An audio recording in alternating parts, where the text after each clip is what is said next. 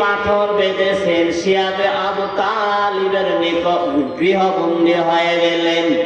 3টা বছর খানা নাই, পেটে গাছের পাতা খেয়ে খেয়ে কাটাইলেন। খাদিজা রাদিয়াল্লাহু আনহা 20 বছর যখন নবীর বয়স হয়ে গেল, খাদিজা রাদিয়াল্লাহু আনহার যখন 40 বছর হয়ে গেল, ওই খাদিজাকে মায়ার নবী বিবাহ করলেন।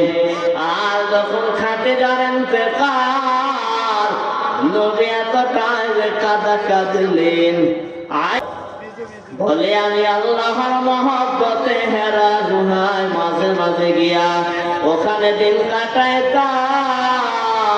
1-2 দিন না, দীর্ঘ কয়েকদিন হয়ে যাইত।